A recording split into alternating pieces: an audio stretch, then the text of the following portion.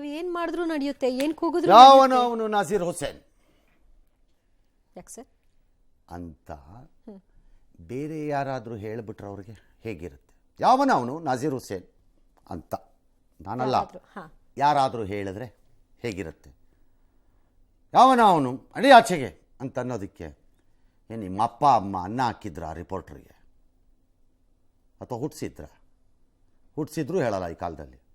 ನಿಮ್ಮಪ್ಪ ಅಮ್ಮ ಅನ್ನ ಹಾಕಿದ್ರ ಅಂತ ಯಾರು ಕೇಳಿದ್ರೆ, ರಾಜಕಾರಣದಲ್ಲಿ ಅದರಲ್ಲೂ ರಾಜ್ಯಸಭೆ ಮತ್ತು ಮೇಲ್ಮನೆಯ ವಿಚಾರದಲ್ಲಿ ಎಕ್ಸೆಪ್ಟ್ ಕೆಲವು ಎಲೆಕ್ಷನ್ಸ್ ಆಗ್ತಿರೋದು, ಅದರಲ್ಲೂ 14,000-16,000 ಓಟು ಚಿಲ್ಲರೆ ಓಡಾಟದಲ್ಲಿ ನಡೀತಾ ಇರೋಂಥ ಎಲೆಕ್ಷನ್ಗಳವು, ಅದರಲ್ಲಿ ಯಾವನು ಅತಿ ಹೆಚ್ಚು ನಡು ಬಗ್ಗಿಸಿ ನಿಲ್ಲುವ ಕಲಾಕಾರ ಇದ್ದಾನೋ ಅವನು MP.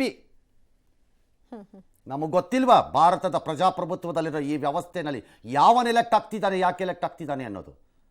ಯಾವನು ದಿಲ್ಲಿಯ ದರ್ಬಾರುಗಳ ಮುಂದೆ ಒಳ್ಳೆಯ ಕಲಾಕಾರನಾಗಿ ಅತಿ ಹೆಚ್ಚು ಬಾಗಿ ನಿಲ್ಲುತ್ತಾನೋ ಅವನು MP. ಎದೆ ಉಬ್ಬಿಸಿ ನಿಂತವನು ಹೋದ. Mister Nasir Hussain, hold your tongue. Common sense ಅನ್ನೋದು ಈ MPಗೆ ಏನಾದ್ರು ಇದ್ದಿದ್ದಾರೆ ಅವರಿಗೆ. ನಾನೀಗ ಅವ್ರಿಗೆ ಮಾತಾಡ್ತಿರೋದು ಬಹುವಚನದಲ್ಲಿ. ಆಗ ಹೇಳಿದ್ದು ಯಾರು ಹಂಗೆ ಕೇಳಿದ್ರೆ ಹೇಗಿರುತ್ತೆ ಅಂತ. ಕಾಮನ್ ಸೆನ್ಸ್ ಅನ್ನೋದೇನಾದ್ರು ಇದ್ದಿದ್ದರೆ ನಿಮಗೆ ಫಸ್ಟ್ ಟರ್ಮ್ MP ಆಗಿ ಈ ಸಂವಿಧಾನದ ಇದರಲ್ಲಿ ಓತನ್ನು ತಗೊಂಡಿದ್ದಂತಹ ವ್ಯಕ್ತಿ ಒಂದು ಎನಿಮಿ ದೇಶದಲ್ಲಿ ಹಿಂಗೆ ಕೂಗಿದ್ದಾನೆ ಅಂದಾಗ ನನ್ನ ಬೆನ್ನ ಹಿಂದೆ ಯಾವನೋ ಕೂಗಿದ್ದಾನೆ ಅಂತ ಈಗ ನೀವು ಹೇಳ್ತಿದ್ದೀರಿ, ನನಗೂ ಕೇಳಿಸಿಲ್ಲ ಅಂತಾನೋ ಯಾರು ಬೇಕಾದ್ರೂ ಕೂಗಿರ್ಬೋದು. It's possible. ಅದು ನಾಸೀರ್ ಹುಸೇನಿನ ಬೆಂಬಲಿಗರೇ ಆಗಿರಬೇಕು ಅಂತಲೂ ಇಲ್ಲ. ಕುತೂಹಲಿಯಾಗಿ ಅವನೋ ಬಂದಿರೋನು ಕೂಗಿರ್ಬಾರ್ದು, ಇನ್ಯಾವನೋ ಕೂಗಿರ್ಬೋದು, ಅದು ಯಾವನಾರು ಆಗಿರಲಿ. ಅವನು ಯಾವನ್ ಕೂಗಿದ್ದಾನೆ ಅವನ ಕಾಲನ್ನು ಕತ್ತರಿಸಿ ಹಾಕಬೇಕು, ಅವನಿಗೆ ನಾನೇ ದೂರು ಕೊಡ್ತೀನಿ ಅಂತ ಹೇಳುವಂತಹ ಬುದ್ಧಿಯನ್ನು ಪ್ರಜ್ಞೆಯನ್ನು ತೋರಿಸ್ಬೇಕಾಗಿದ್ದಿದ್ದು MP ಇದು. ಯಾವನವನು ಹೊಗೆ ಆಚೆಗೆ ನನಗೆ ನಿಮ್ಮ ತಾತನ ಮನೆ ಆಸ್ತಿ ಅಲ್ಲ ವಿಧಾನಸೌಧ ಅಂತ ನಾನಿದ್ದಿದ್ರೆ ಹೇಳ್ತಿದ್ದೆ. ನಾನು I am notoriously famous for saying this. ನಾನು ಕವರ್ ಮಾಡಕ್ಕೆ ಹೋಗ್ತಿದ್ದಾಗ it is none of your business, does it matter to you ಅಂತ ಒಬ್ಬಳು ಭಾಳ ದೊಡ್ಡ ಲೀಡರ್ ಕೇಳಿ ಒಂದು ದೊಡ್ಡ ಗಲಾಟೆ ಆಗಿದೆ. ನಾನಿದ್ದಿದ್ರೆ ಕೇಳ್ತಿದ್ದೆ, ನಡೆ ಆಚೆಗೆ ಅಂದರೆ ನಿಮ್ಮ ತಾತನ ಮನೆ ಆಸ್ತಿ ಅಲ್ಲ ಇದು ಅಂತಿದ್ದೆ ವಿಧಾನಸೌಧನ ಆಚೆ ಹೋಗೋಕ್ಕೆ. ಹಾಗಾಗಿ ಪೊಸಿಷನ್ಸ್ಗೆ ಬಂದವರು ಕಾಮನ್ ಸೆನ್ಸ್ ಅನ್ನೋದು ಇರಬೇಕು ಅವ್ರಗಳಿಗೆ. ಅವನು ಯಾವನಾರು ಕೂಗಿರಲಿ, it's okay, it need not be his follower. ಅದಕ್ಕೆ ಇವ್ರು ಜವಾಬ್ದಾರರು ಆಗಬೇಕು ಅಲ್ಲ, ಹೇಳಬೇಕಾದ್ದೇನು. ಅವನು ಯಾವನಾರು ಕೂಗಿರಲಿ ನಾನೇ ಕೊಡ್ತೀನಿ ದೂರಿಗ ಅಂತ ಅವನನ್ನು ಒಳಗಾಕಬೇಕು, ಅವನ ಮೇಲೆ ಕ್ರಮ ತಗೋಬೇಕು ಅಂತ. ಇಲ್ಲದೆ ಹಾರಾಕ್ತೀರಾ ಅವನಿಗೆ?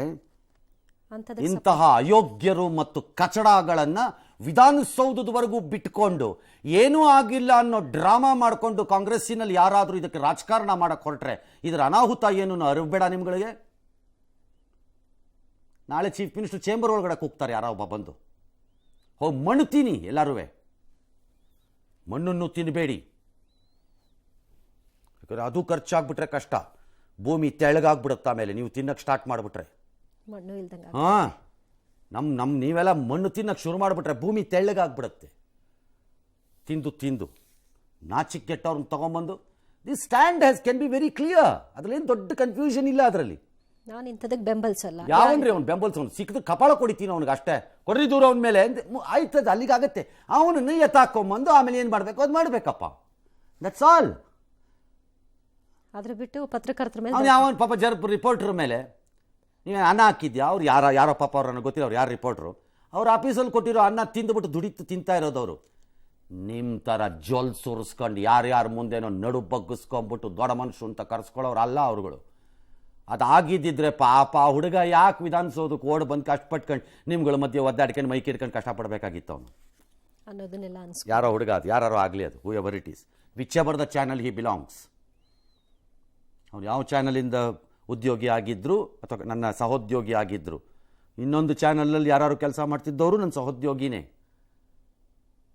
ಬರೀ ನನ್ನ ಆಫೀಸಲ್ಲಿ ಮಾಡ್ತಿರೋರು ಮಾತ್ರ ಆಗಬೇಕು ಅಂತ ಎಲ್ಲೂ ನಿಯಮ ಇಲ್ಲ ಇಲ್ಲಿ. ಇವರು ನನ್ನ ಕಚೇರಿಯ ಸಹೋದ್ಯೋಗಿಗಳು, ಅವರು ನನ್ನ ವೃತ್ತಿಯ ಸಹೋದ್ಯೋಗಿಗಳು. ಅವ್ರು ಚಿಕ್ಕವರಾದರೂ ಅಷ್ಟೇ, ದೊಡ್ಡವರಾದರೂ ಅಷ್ಟೇ. ಅದು ಹೇಳೋದು ಬಿಟ್ಬಿಟ್ಟು ಆ ಹುಡುಗ ನಿಮ್ಮ ತಾತನ ಮನೆ ಆಸ್ತಿನ ಆಚೆ ಹೋಗೋಕ್ಕೆ ನಡೆಯತ್ತ ಕಡೆಗೆ ಅನ್ಬೇಕಾಗಿತ್ತು. ಎಸ್, ಎಲ್ಲಿಗೆ ಬಂದಿದೆ ಮನೋಸ್ಥಿತಿ ನೋಡ್ಕೊಳ್ಳಿ. Go for N investigation, try and identify the person. ಅವ್ನು ಯಾವನಾರು ಹಾಕ್ಕೊಂಡಿರಲಿ, ಮೂತಿ ಕೊಟ್ಬಿಟ್ಟು ಹಲ್ಲು ಉದುರಿಸಿ, ಅಷ್ಟೇ, ಮುಗೀತಪ್ಪ ಕತೆ. ನಾಳೆ ಇದ್ರಲ್ಲೂ ಅಂದಿಲ್ಲ ಮಾಫು ಇನ್ನೊಂದು ಏನೇನೋ ಡ್ರಾಮಾಗಳು ಬರಬಹುದು. ಮಾಡಿ ಯಾರು ಬೇಡ ಅಂದವರು? ಯಾರು ಬೇಡ ಅಂದವ್ರು ಯಾರು? ಅಂದವ್ರು ಯಾರು? ಅದಕ್ಕೆ ಅವ್ರು ಯಾರು ಆಗಿರಲಿ ಅಂತ ನಾನು ಹೇಳ್ತಿರೋದು. ಯಾಕೆ ಅಂದರೆ ಇಂತಹ ಕ್ರಿಮಿಗಳು ಗ್ಯಾಂಗ್ರೀನ್ ಇದ್ದಂಗೆ. ಮನುಷ್ಯನ ದೇಹಕ್ಕೆ ಗ್ಯಾಂಗ್ರೀನ್ ಬರುತ್ತೆ. ಮೊದಲೇ ಐಡೆಂಟಿಫೈ ಮಾಡಿ ಸರಿಯಾಗಿ ಕ್ರಮ ತಗೊಳ್ಳದೇ ಇದ್ದರೆ ತಿನ್ಕೊಂಡು ಬಂದ್ಬಿಡುತ್ತೆ ದೇಹನ, ಅದು ಕೈಯೋ ಕಾಲನ್ನೋ ಎಲ್ಲೋ ತಿನ್ಕೊಂಬಂದ್ಬಿಡುತ್ತೆ. ಆಮೇಲೆ ಏನೂ ಮಾಡೋಕ್ಕಾಗಲ್ಲ, ಅದನ್ನು ಗ್ಯಾಂಗ್ರೀನ್ ಕತ್ತರಿಸ್ಬೇಕು ಅಲ್ಲಲ್ಲಿ. ಹಾಗೆ ಇದು ಗ್ಯಾಂಗ್ರೀನ್ ಇದ್ದಂಗೆ ಇಂಥ ಕ್ರಿಮಿಗಳು. ಎಸ್, ಲೋಕಸಭಾ ಚುನಾವಣೆ ಎರಡನೇ ಸರಿ MP ಆಗೋರಿಗೆ ಕಾಮನ್ ಸೆನ್ಸ್ ಅನ್ನೋದು ಸ್ವಲ್ಪ ಹೆಚ್ಚಿರಬೇಕು.